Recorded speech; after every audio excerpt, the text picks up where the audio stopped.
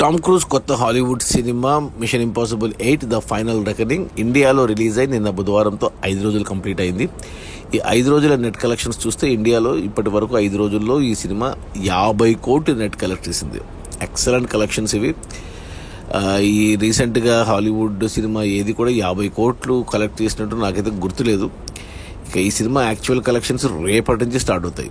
అమెరికాలో రేపు రిలీజ్ అవుతుంది. మే 23 నుంచి. మనకు ఇండియాలో ఒక వారం ముందే రిలీజ్ అయింది సినిమా. ఈరోజు మే 22. ఈరోజు మనకు ప్రీమియర్స్ పడతాయి అమెరికాలో. సో అమెరికా వీకెండ్లో ఈ సినిమా ఎక్సలెంట్ కలెక్షన్స్ వస్తాయి. సినిమా బడ్జెట్ వచ్చేసి $300 మిలియన్, అంటే 2400 కోట్లు మన కరెన్సీలో. సో మొదటి వీకెండ్లోనే బడ్జెట్ వచ్చేస్తుంది. ఇక $500 మిలియన్, ఎక్కువ వరిస్తే $1 బిలియన్ కూడా వెళ్ళే ఛాన్సెస్ ఉన్నాయి ఈ సినిమాకు. బట్ ఇండియాలో 50 కోట్లు వచ్చేసాయి ఆల్రెడీ. సో ఈ వీకెండ్లో సినిమా ఖచ్చితంగా మరో 50 కోట్లు ఈజీగా వచ్చేస్తాయి. 100 కోట్లు ఇండియాలో ఖచ్చితంగా వస్తాయి.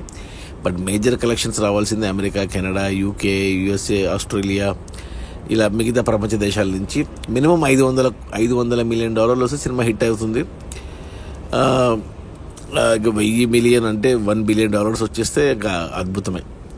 అది మన Tom Cruise Hollywood cinema Mission Impossible 8 the final reckoning. ఇండియాలో రిలీజ్ అయిన మొదటి 5 రోజుల్లో 50 కోట్ల నెట్, ఖచ్చితంగా 100 కోట్లు రావచ్చు ఇండియా వరకు.